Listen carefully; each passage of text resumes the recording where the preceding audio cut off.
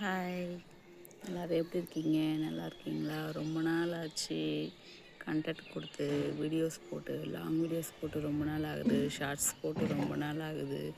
Own voice கொடுத்து videos போட்டு ரொம்ப நாள் ஆகுது. எல்லாருமே வந்து கேள்வி கேட்குறீங்க, என்னாச்சு, உடம்பு சரியில்லையா, இல்லை வீட்டில் ஏதாச்சும் ப்ராப்ளமா, இல்லை உங்களுக்கு ஏதாச்சும் பிரச்சனையா அப்படின்னு கேட்குறீங்க. அது எல்லாம் ஒன்றும் கிடையாது. ஒரே ஒரு ரீசன், உடம்பு தான் சரியில்லை. ரீசன் என்னென்னு கேட்டிங்கன்னா நிறைய இருக்குது. அதுக்கப்புறம் நிறைய பேர் கொஸ்டின் ஆன்சர் கேட்டுருந்தீங்க. எப்படி சொல்கிறது, நம்மளோட வீடியோஸ் வந்து நிறைய வந்து பார்க்குறது வந்து பார்த்தீங்கன்னா நம்மளோட ஃப்ரெண்ட்ஸ் சர்க்கிள் நிறைய பேர் பார்ப்பாங்க. அதில் வந்து எப்படி சொல்கிறது, யூடியூப்லேயும் வந்து ஃபேஸ்புக்லேயும் வந்து கேள்வி கேட்காம நம்மளுக்கு பர்சனலாக டிஎம் பண்ணியிருக்காங்க. என்னடி ஆச்சு, ஏன்டி வீடியோ போடுறதில்ல, ஏன்டி ஷார்ட்ஸ் போடுறதில்ல, ஏன்டி ரீல்ஸ் போடுறதில்ல அப்படின்னு சொல்லிட்டு கேட்டிருந்தாங்க. இது எல்லாத்துக்குமே சேர்த்து ஒரு கொஸ்டின் ஆன்சர் வீடியோவாக இதில் போடலாம் அப்படின்னு சொல்லிட்டு அது ஒன்று. ரெண்டாவது, ஏன் இத்தனை நாளாக வீடியோ போடல, எதனால் போடல அப்படின்றத அதுக்கான ரீசன் எல்லாமே வந்து இந்த வீடியோவில் வந்து சொல்லலான்னு இருக்கேன். அதுக்காக தான் ரொம்ப நாள் கழித்து வத்தல் ஊற்றும்போது பார்த்துருப்பீங்க, நான் மேலே மாடிக்கு வந்து அதோடு இப்போ தான் வந்திருக்கேன். இதுதான் நம்ம மாடி, தெரியுதுங்களா? இந்த பக்கம் ஒரே ஒரு ஓட்டச்சேர். இதுதான் நம்ம மாடி. கீழே பாப்பா வந்து கீழே இருக்கா. வீட்டில் வேலை செய்ய சொல்லியிருக்கேன். போது போச்சு, வாசல் வீடெல்லாம் பெருக்கி வாரிட்டு சுத்தம் பண்ணுங்கம்மா அப்படின்னு சொல்லிட்டு நான் மேலே வந்திருக்கேன். சரி, விளாக் எடுத்து ரொம்ப நாளாச்சு. கொஸ்டின் மேலே கொஸ்டின் கேட்குறாளுங்க, ஃபோன் மேலே ஃபோன் பண்ணுறா இல்லைங்கப்பா, முடியலை. சரி, அதுக்கு தான் சரி ஒரு வீடியோ எடுத்து போட்டுடலாம் அப்படின்றதுக்காக மேலே வந்திருக்கேன். சரி, என்ன அதே மாதிரி லாஸ்ட் விளாக் வந்து பார்த்திங்கன்னா துணி விழுந்துருக்குதுமா இந்த பக்கம் கீழே, அது எடுமா. ஸ்நாக்ஸ் செய்கிறேன்னு போனேன், இல்லைன்னு சொல்லலை. துணி பாரு கீழே விழுந்துருக்குது. துணி காய வச்சா பார்த்து எடுத்துகிட்டு வரணுமா இல்லையா? அது பாருங்கள் எப்படி இறங்குறா பாருங்கள்.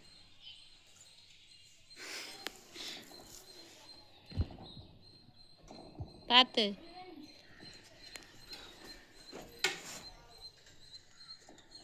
உதிரி போடு.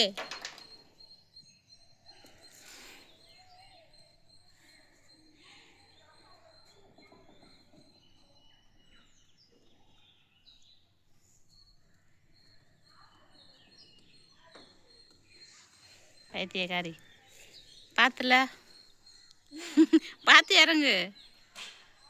பயமாகுது நீ இறங்குறது ஏறத பார்த்தா எனக்கு. துணிக்கா எதில் விட்டேன், அதுக்குள்ளே பாப்பா வந்துட்டா. துணி எடுக்கிறேன்னு சொல்லி கூப்பிட்டுருந்தேன்னா அதுக்காக அதை மறந்துட்டு பாருங்கள். லாஸ்ட்டாக திருத்தணி கோயிலுக்கு போன வீடியோ பார்த்துருப்பீங்க. அன்றைக்கி என்ன ஆச்சுன்னா, கால் லைட்டாக ஸ்லிப் ஆகிடுச்சு. நான் பாப்பா 2 பேரும் போயிருந்தோம். நானும் தங்கச்சியும் போயிருந்தோம். அங்கே என்னாச்சுன்னா, அன்றைக்கி வந்து செவ்வாய்க்கிழமை ரொம்ப ஜனம் அதிகமாக இருந்துச்சு. நான் எப்போவுமே வந்து எனக்கு கால் அடிபட்டு இருக்குது வந்து ரைட் சைடு கால். அது என்ன ஆச்சுன்னா, லெஃப்ட் சைடில் தான் நான் பேலன்ஸ் பண்ணி ஓட்டுவேன் பைக் எப்போவுமே, ஸ்கூட்டியை. அன்றைக்கி இந்த பக்கம் பேலன்ஸ் பண்ணுறதுக்கு ரைட் சைடு பேலன்ஸ் பண்ணிட்டு வலி தாங்கல கத்திட்டேன். எப்படி சொல்கிறது, கொனைக்காலை ஊனிட்டேன், நல்லா ஊனிட்டேன். ஊனவே வந்து வலி தாங்க முடியாமல் ரொம்ப கத்திட்டேன். அப்புறம் வலி அதிகமாகிடுச்சு. கொஞ்ச நேரத்துக்குலாம் வந்து ஃபுல்லாக பயந்துட்டேன். அடிப்பட்ட கால் வேறு, ஆப்ரேஷன் பண்ண இடத்துல ஏதாச்சும் வலி வந்துருமோ, இல்லை அங்கே ஏதாச்சும் ஆகிடுச்சோ அப்படின்ற அளவுக்கு ரொம்ப பயந்துட்டேன். அதுக்கப்புறம் போக போக கோயிலுக்கு மலை மேலே ஏறும்போது என்னால் நடக்கவே முடியல. ரொம்ப வலி அதிகமாகிடுச்சு. அதுக்கப்புறம் சாமியை பார்த்துட்டு ஒரு வெளியே வரோம், என்னால் நடக்கவே முடியல. கால் வீங்க ஆரம்பிச்சிச்சு. அப்புறம் அங்கே ஃபஸ்ட் எய்ட் சென்டர் போயிட்டு அங்கே போயிட்டு மெடிசன் வாங்கிக்கிட்டு, அப்புறம் அங்கேருந்து என் தங்கச்சி எங்கே பயப்பட போகிறான்னு சொல்லிட்டு அவ்வளோ வலியும் பொறுத்துக்கிட்டு சிரித்த மாதிரியே ஓட்டிக்கிட்டு வந்தேன் பாருங்கள் நான் வண்டியை. அப்போ தான் நான் நினச்சேன், கௌதமி உன்னாலும் முடியுமா அப்படின்ற மாதிரி யோசித்தேன். அப்புறமா அவள் எங்கே பயப்பட போகிறா அக்கா அவளும் ரொம்ப பயந்துட்டான். அக்காவுக்கு வந்து கால் அடிபட்டுச்சு அப்படின்ற மாதிரி பயந்துட்டான். அதுக்கப்புறம் அங்கேருந்து வீட்டுக்கு ஒரு வழியாக வந்துட்டோம்.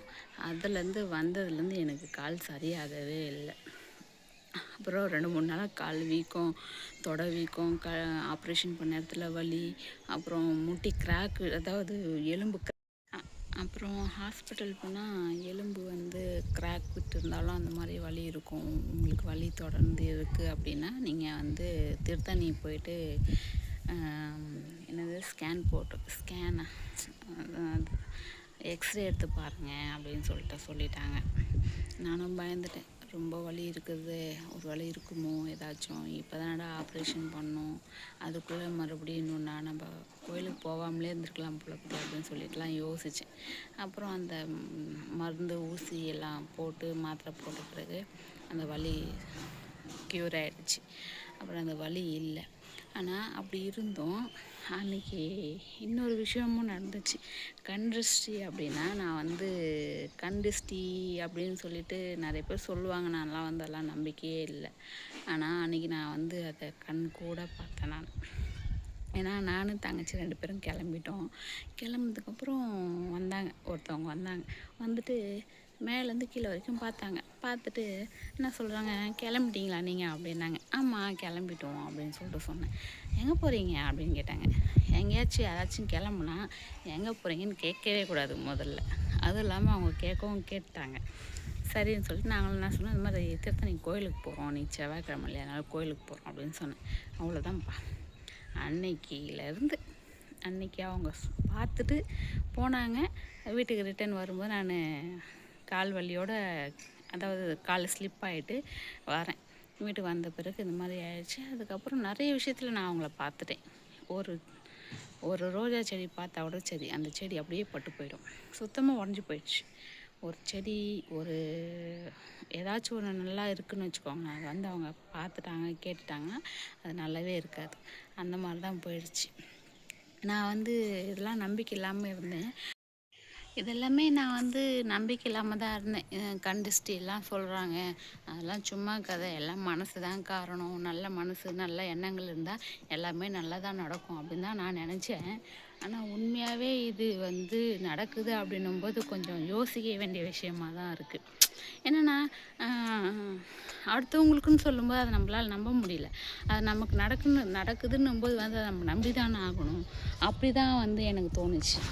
அதுக்கப்புறம் சரி அப்படின்னு சொல்லிட்டு மறுபடியும் வந்த பிறகு அவங்களே வந்துட்டு எங்கள் வீட்டில் வந்து எங்கள் பாப்பாவுக்கு எங்கள் தங்கச்சியில் சமைக்கும்.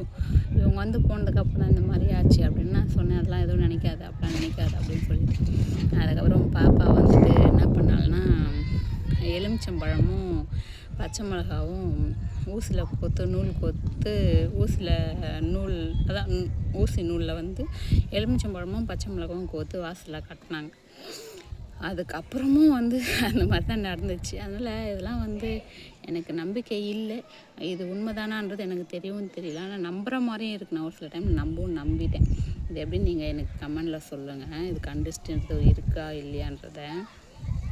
அப்புறம் இன்னொருத்தவங்க கேட்டிருந்தாங்க, உங்கள் அப்பா அம்மா கிட்டலாம் நீங்கள் பேசுகிறீங்களா அப்படின்னு சொல்லிட்டு கேட்டீங்க. எங்கள் அப்பா அம்மா கிட்டலாம் பேசியே பல வருஷங்கள் ஆகுது. அவங்க வர்றதும் கிடையாது, நாங்கள் போகிறதும் கிடையாது. அப்புறம் உங்கள் பையனை ஏன் நீங்கள் காமிக்கிறதே இல்லை, உங்கள் பையன்லாம் வந்து உங்கள் கூட இருக்கிறானா இல்லை உங்கள் பாட்டி வீட்டில் இருக்கானான்னு கேட்டீங்க. என் பையன் என் கூட இல்லை, அவங்க பாட்டி வீட்டில் தான் இருக்கான். அவங்க பாட்டி கூட தான் வளர்கிறான். அங்கே தான் வந்து அவனுடைய லைஃப் ஸ்டைல் அப்படி தான் போயிட்டு இருக்கு. அங்கே தான் இருக்கான். இதுக்கப்புறமும் அங்கே தான் இருப்பான். இதுதான் வந்து உண்மை. நீங்கள் வந்து எப்படி கேட்டாலும் என் பையன் இங்கே வரமாட்டான். எனக்கும் என் பையனுக்கும் பேச்சுவார்த்தை இல்லை. அதுதான் உண்மை. ஓகேவா? இதுக்கப்புறம் என் பையனை பற்றி எதுவும் கேட்காதீங்க. Okay, next. அதுக்கப்புறம் என்ன கேட்டிருந்தீங்கன்னா, பாப்பா வந்து ஊருக்கு ஸ்கூல் லீவுக்கு எங்கே அனுப்பிச்சிங்க அப்படின்னு கேட்டிங்க. குழந்தைய நான் எங்கேயுமே அனுப்பலை. நான் வந்து குழந்தைய ஸ்கூல் லீவுக்கு நான் எங்கேயுமே அனுப்பலை. அவள் வந்து நான் எங்கேயும் போக மாட்டேம்மா, நான் வீட்டிலே இருக்கிறேம்மா அப்படின்னு சொல்லிட்டாள். அதனால் நான் வந்து அவளை வந்து எப்படி சொல்கிறது, அவளுக்கு விருப்பம் இல்லைன்னும்போது வந்து நம்ம எங்கேயும் அனுப்ப முடியாது. அனுப்பணும்னு நினச்சா எங்கள் அம்மம்மா இருக்காங்கல்ல, அவங்க வீட்டுக்கு அனுப்பலாம். அப்புறம் எங்கள் அம்மா கூட பிறந்த சித்திங்க இருக்காங்க, அவங்க வீட்டுக்கு அனுப்பலாம். அவங்க பாட்டி வீடு இருக்குது, அவங்க பாட்டி வீட்டுக்கு அனுப்பலாம். இந்த மாதிரி நிறைய இருக்குது. அவளுக்கு போகிறதுக்கு விருப்பம் இல்லைன்னும்போது நம்ம எதுவும் கம்பல் பண்ண முடியாது இல்லையா? அதனால நானும் அவளை அனுப்பலை.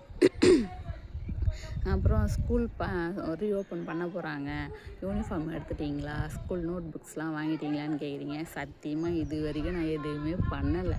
ஸ்கூல் யூனிஃபார்ம் வந்து பசங்களுக்கு இப்போ பாப்பா வந்து 9th போகிறா, அதனால் அவளுக்கு வந்து புதுசாக எடுத்து ஸ்டிச் பண்ணணும். அதுக்கப்புறம் நோட்ஸ்லாம் வந்து அவங்க என்ன எக்ஸ்ட்ரா நோட்ஸ் ஏதாச்சும் சொல்லுவாங்க இல்லையா, அதெல்லாம் சொன்னாங்கன்னா அதையும் வாங்கணும். நிறைய இருக்குது. ஸ்கூல் ஓப்பன் பண்ணும்போது தான் வந்து 2 பேருக்குமே ஒரு 2000 வைக்க வேண்டியது வரும். எவ்வளோ செலவு போக போகுதுன்னு தெரியல. இன்னும் அதுக்கான பிளான் நான் எதுவுமே போடலை.